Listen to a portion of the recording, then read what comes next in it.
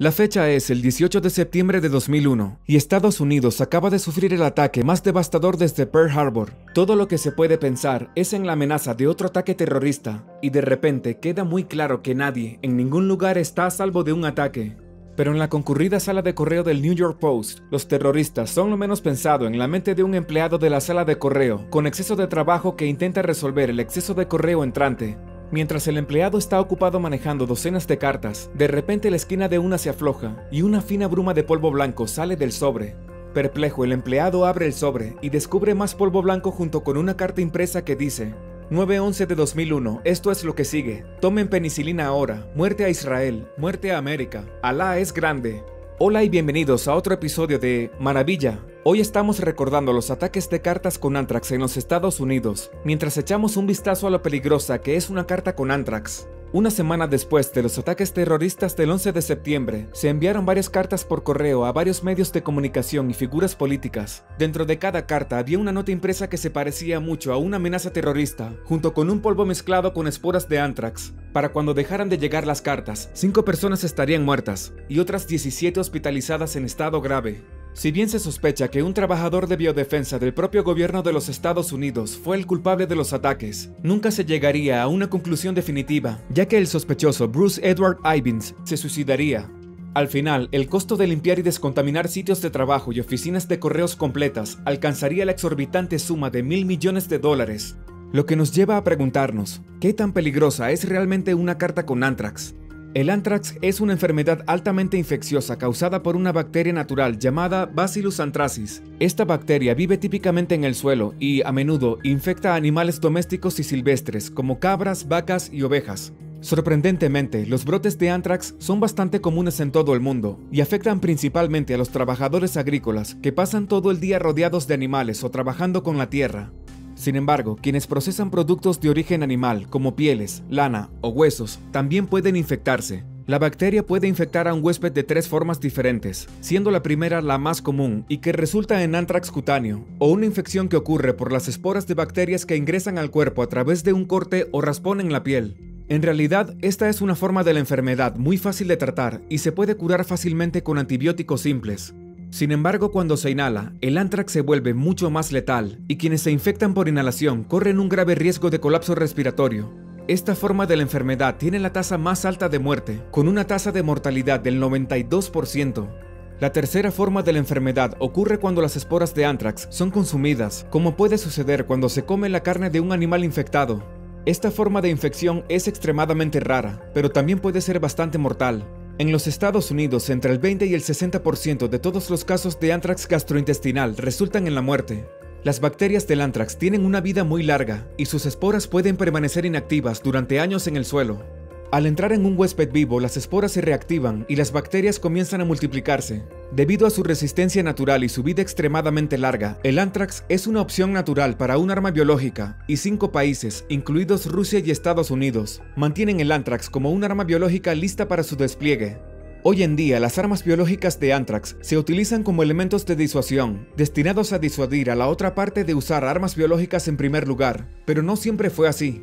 En la Primera Guerra Mundial, las naciones escandinavas utilizaron Anthrax contra el ejército imperial ruso, y los alemanes infectaron de forma encubierta el ganado y los alimentos de las naciones neutrales que se enviaban a las naciones aliadas. Un ataque resultó en la muerte de 200 mulas argentinas.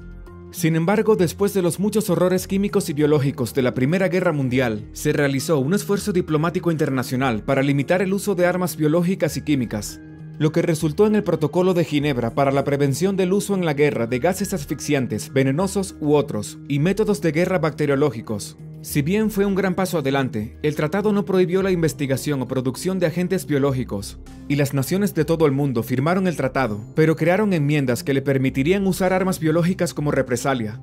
En la Segunda Guerra Mundial, el ejército británico desplegaría pequeñas cantidades de Anthrax contra el ganado alemán en un intento de ayudar a matar de hambre a los alemanes. Aunque afortunadamente, el Anthrax como arma no volvería a levantar su fea cabeza hasta 1993, cuando un culto religioso en Japón desplegó Anthrax contra civiles en Tokio.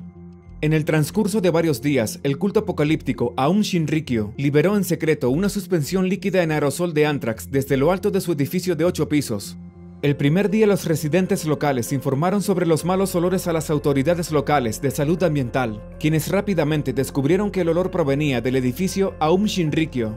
Al día siguiente se registraron aún más informes de malos olores, junto con síntomas que iban desde pérdida de apetito hasta náuseas y vómitos en algunos de los miembros del personal afectado. Debido a las quejas, el funcionario solicitó permiso para investigar el edificio, pero los miembros de Aum Shinrikyo que estaban dentro se negaron a permitirles entrar, debido a que no existía un riesgo evidente para la salud humana. Las autoridades no pudieron hacer nada más que simplemente recolectar muestras para análisis futuros. Al día siguiente, una niebla intermitente comenzó a escapar de una de las torres de enfriamiento en lo alto del edificio, y aunque nuevamente los funcionarios tomaron muestras del residuo aceitoso que quedaba en los lados del edificio, no se hizo nada más. No sería hasta 2 años después del ataque con gas sarín, en marzo de 1995 en el metro de Tokio, que los funcionarios regresaron y analizaron las muestras, descubriendo que el grupo había estado tratando de aerosolizar una suspensión líquida de esporas de anthrax. Obviamente, su plan no había hecho más que enfermar levemente a algunas personas, pero si hubiera funcionado, podrían haber matado a cientos o muchos más. Por su parte, el culto apocalíptico creía que la pandemia resultante habría desencadenado una guerra global que habría terminado con el líder del grupo gobernando el mundo. Eso parece un gran salto, pero soñar no cuesta nada. Entonces, por un lado, el anthrax se usó para intentar iniciar una tercera guerra mundial, pero no logró que nadie tuviera más que una leve náusea. Por otro lado, aunque pequeñas cantidades de polvo blanco provocaron la muerte de 5 personas y casi 2 docenas de enfermos graves, ¿qué tan peligroso es realmente el anthrax? Y específicamente, ¿qué tan peligrosa es una carta con anthrax? Bueno, como ocurre con la mayoría de las cosas, la calidad de la muestra utilizada en el ataque es muy importante, al igual que la competencia técnica detrás del método de dispersión. El anthrax es sorprendentemente fácil de cultivar en casa y no requiere más de $2.500 en equipos de laboratorio fáciles de comprar para comenzar su propio programa de armas bioterroristas. El anthrax también se adquiere muy fácilmente del suelo de casi cualquier área agrícola, por lo que obtener una muestra base no es realmente difícil. Sin embargo, algunas cepas de la bacteria son mejores que otras, y aunque el culto japonés del fin del mundo, Aum Shinrikyo, estaba ejecutando un programa de armas de anthrax de nivel amateur, el sospechoso detrás de los ataques con cartas estadounidenses era un ex empleado de biodefensa estadounidense, y habría tenido acceso a muestras de esporas de muy alta calidad. Como mínimo habría tenido los medios y la educación para crear el suyo propio, a partir de una muestra salvaje.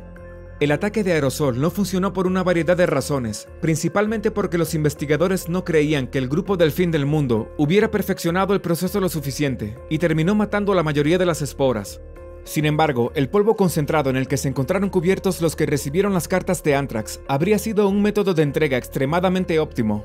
Cuando sostienes una carta, por lo general, lo haces muy cerca de la nariz y la boca, y dado el tamaño microscópico del anthrax, no se necesitaría mucho para que solo unos pocos cientos de millones de esporas lleguen a tu tracto respiratorio.